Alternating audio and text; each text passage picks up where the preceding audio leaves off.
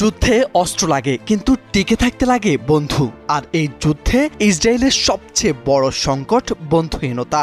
পশ্চিমারা হাত বাড়াবে বলে কথা দিয়েও হাত মেলাচ্ছে না নেতানিয়াহুর সঙ্গে। এতে গর্তের কিনারায় ঠেকেছে তার দৌড়, রীতিমতো হাঁপিয়ে উঠেছে তার সৈন্যরা।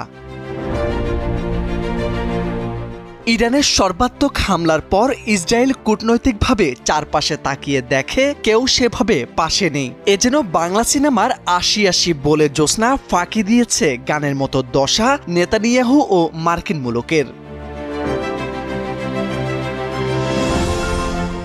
যদিও মাঝে মধ্যে হুঙ্কার শোনা যায় মার্কিন যুক্তরাষ্ট্র পাশে আছে, কিন্তু বাস্তবে সরাসরি দেখা মিলছে না ইসরায়েলের পাশে। তবুও বলা যায় যুক্তরাষ্ট্র ছাড়া আর কোনো শক্তিধর রাষ্ট্র সহযোদ্ধা হয়ে মাঠে নামেনি ইসরায়েলের জন্য। ইউরোপ নীরব, আরব রাষ্ট্র চুপ, এমনকি কিছু মুসলিম প্রধান দেশ ইসরায়েলের হামলার নিন্দা জানিয়েছে। দেশটির অবস্থা অনেকটা গরু মেরে জুতাদানের দশা। একসময় যেসব দেশ গোল্লাম খুল্লার মতো ইসরায়েলকে সমর্থন দিত, এখন তারা উদ্বেগ উৎকণ্ঠায় উভয় পক্ষকে সংযম হতে বলেই দায়িত্ব শেষ করছে। ফ্রান্স, জার্মানি, ব্রিটেন বলার মতো শব্দ খুঁজছে, কিন্তু সরাসরি পক্ষ নিচ্ছে না।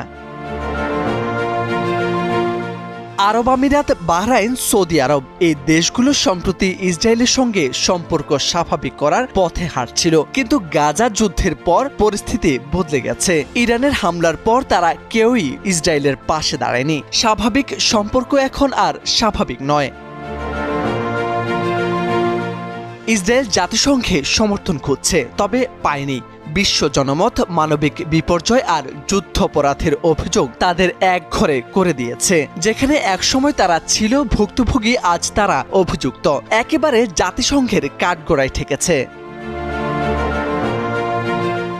চীন, রাশিয়া, উত্তর কোরিয়ার পানি গড়াচ্ছে ইরানের দিকে। তাই ইসরায়েল তৃষ্ণায় কাতরালেও ফিরে দেখছে না দেশগুলো। উল্টো আমেরিকা হস্তক্ষেপ করলে কঠিন পরিণতি করার হুঙ্কার আসছে তাদের দিকে। রাশিয়া স্পষ্ট অবস্থান নেয়নি, বরং ইসরায়েলি পদক্ষেপের সমালোচনা করেছে। বিপদে পড়েও কোনো বড় পরাশক্তি নিরপেক্ষতা ভাঙতে পারেনি তেল আবিবের। একটি দেশ কতটা শক্তিশালী তা তার অস্ত্র নয়, কূটনৈতিক টেবিলে তার পাশে কয়জন বন্ধু বসে তাতেই প্রমাণ করে। ইসরায়েল কি সত্যিই পরাশক্তি, নাকি যুদ্ধক্ষেত্রে একা পড়ে যাওয়া এক ডিপ্লোম্যাটিক ক্যাজুয়ালিটি? মোর্শেদ আলম, সময়ের আলো।